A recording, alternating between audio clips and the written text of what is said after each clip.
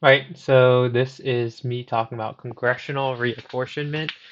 We're in the legislative unit, and one more time, you don't have to take Cornell notes anymore for these lessons or lectures. You do just need to write down something that isn't directly a copy and paste of the slideshow. So if you're copy and pasting the slideshow, that's a bad idea. Don't do that. Just write down something for every slide, and you'll be good. But if you want to organize it, that's cool. First and foremost, what we mean by congressional reapportionment is we're trying to talk about what is the most fair way to split up the census counts, right? The census is how we decide how districts look. And what we want to do is we want it to be as fair as possible. And I call this the long, annoying fight for district fairness because there's been a bunch of court cases about it. All these court cases have to stem from somewhere. And so Article 1, Section 2, Clause 3 says this specifically: representatives and taxes shall be apportioned among the several states in the Union according to their respective number, right? That's describing the census. And this is how we counted the census originally. It shall be determined by adding the whole number of free people, including those bound to service for a term of years, and excluding Indians not taxed, three-fifths of other people. And so back in the day, if you want to read that, we know that African American or slaves counted as three-fifths. We know that everyone else counted as one whole person, but Indians did not count as anything. And therefore, if you had a million Indians in your territory in the beginning of the country, they counted as nothing. I guess I could include a slide that said when Indians started counting, but originally, right, did not count.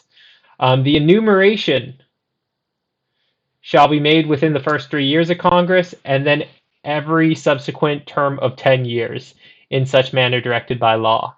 The very first session of Congress, right, we didn't have a census yet, but starting in 1890, census every single 10 years in order to count our population and determine who should be a small district, who should be a big district. So now these are laws that affected the amount of representation. The very first one in the beginning of our country, the House of Representatives was 223. It moved it from 223 to 240, right? Up until that point, every single year, the House of Representatives had one representative for every 30,000 people. As the country continued to grow and grow, that became impossible.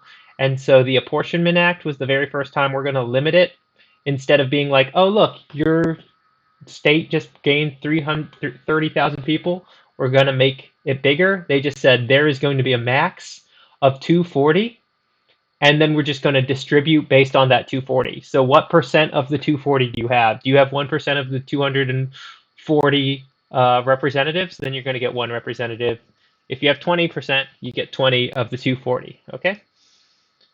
Then we keep on moving. I'll say it incrementally moves up from 223 to 240, and then it eventually gets to 240, 235. It's been at 235 since 1929, right? Originally, small states wanted more representation. We get to a point in 1929 where small states have had a stagnant representation in Congress for literally almost 100 years at this point now. Um, it allows states to draw districts of varying size depending on however they want to draw them, which is going to lead us to our next problem. And lastly, some states could abandon districts and have at-large House elections. What I mean by an at-large election in the House is instead of the way that we do it in North Carolina, where one representative represents a district, um, all of the, I guess, 20 people from New York would be elected in an at-large election, right? And so anyone in the state could vote for the New York person, anyone in the state could vote for anyone that was representing Illinois. You'd still be in charge of a district, but if we want to go back to the North Carolina example, if I lived on the coast of North Carolina, I could vote for the person that covered Raleigh. Whereas right now in North Carolina, when you vote, you can only vote for your representative that represents you. And so an at-large election is when Like the entire state can decide, even though the person that was responsible for, that area is only responsible for those people. So someone on the coast could decide who represents me in Raleigh. And that's what happened in those different states: Washington, New York, Illinois, Hawaii, New Mexico. Here's a picture of the House in 1965 versus 2008, right? What the colors represent and signify is like what percentage they voted red or blue. And so you can see all the different blue districts versus red districts. Unfortunately, I couldn't find a district by district map from 1965. And so this is the best I can do. We know that the Democrats used to be in the South and the Republicans used to be where the Democrats are now. But it flipped. So you guys can see, how few districts the Democrats actually have, even though right now the Democrats are the majority in the House. It's really imposing, though, because we know that the Democrat districts are a lot smaller. Every single district has the same amount of people, but the Democrat districts tend to be smaller. Right. When we talk about fairness, the number one way that we talk about fairness in the House is through this thing called gerrymandering. Gerrymandering is a portmanteau, which means that you combine two words to make one. And so it was Jerry, as in the John Jerry, the guy that proposed it, and mandering, as in salamander, which is what they said his district looked like, right? John Jerry, I don't think his name's John. Elbridge. Why do I have John? It's Elbridge Jerry. Elbridge Jerry made a district in Massachusetts that they said looked like a salamander. And the reason why he made that district is to include people of the same party to give them more voting power, right? It's been used plenty of times, and we're often going to talk about the bad times, but when we talk in class, I'm going to talk about the good reasons, the reasons why we should gerrymander.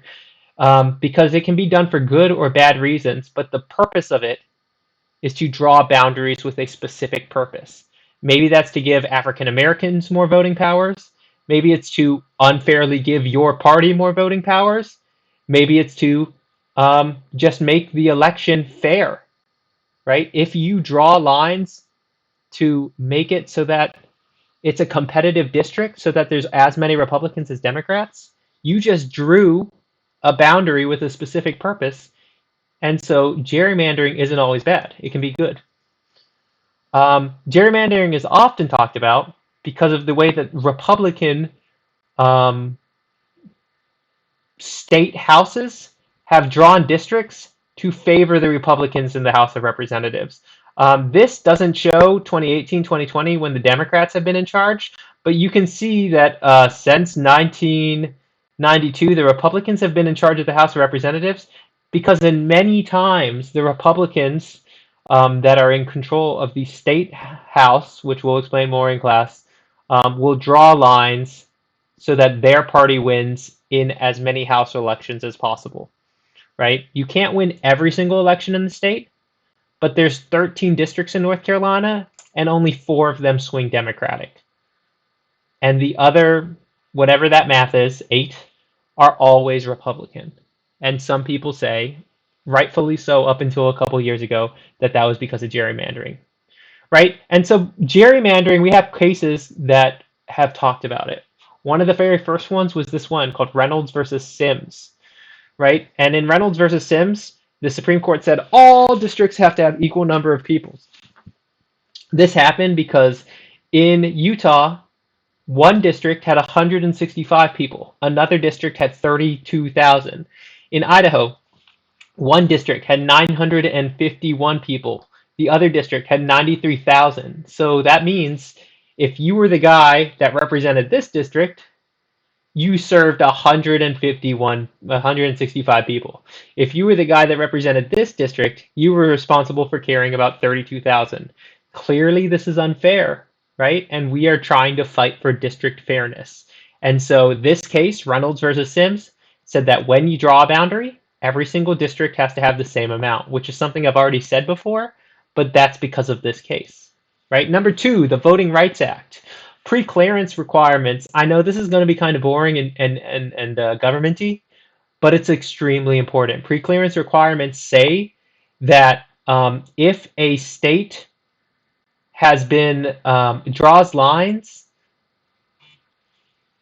making a district, it has to prove that those lines weren't drawn because of race or to disenfranchise a group of people, right? And so North Carolina is a state where, because of the fact that historically African Americans had been discriminated against, this pre-clearance requirement said that if we were going to draw lines, they would have to show that it wasn't made to discriminate based on race. Lines could be drawn to help race, but not hurt race, right? And the helping race thing is something that we'll talk about in class. So I hope that makes sense. Pre-clearance requirements, it said you had to make it clear that you were just drawing them, not because of race. And if it was, they were bad. Oops. Shaw versus Reno. Where's Shaw versus Reno? What? I could have just sworn I saw Shaw versus Reno. Pause. There we go. There's Shaw versus Reno. Anyway, Shaw versus Reno is a third and the last case that we're going to talk about, ensuring fairness involving redistricting, right? In Shaw versus Reno, what they said is that if you're going to draw districts, right, they would be based on race, they would be held to strict scrutiny. So I know this seems like an extension of the previous one, but and this is a boring government thing. Strict scrutiny is the highest level of scrutiny that the government can give anything. And so if a thing or task is under strict scrutiny, it means that like the government will 100% analyze whether or not it was fair, right? So the pre-clearance requirement just said like we will analyze it and hope that you do it. Strict scrutiny in 1993 says that we will absolutely be sure that you are being fair, because we want to treat everyone equally under the law, right? This is a picture of North Carolina from 1993 through 1998. We were the focus of Shaw versus Reno because of the fact that we were one of the worst states in the entire U.S. about gerrymandering. You can see this district right here, this purple one, District 12, went all the way from Charlotte to Raleigh, and that was only to include Democrats, right? It included Greensboro as well because they knew that that's where the Democrats would vote and they were going to force them all together. Right? A lot of these districts were drawn to include Democrats so that Republicans had as much power as possible. And so this would have been another one. By doing this, I said right now we have 4 Democrats and 8 Republicans.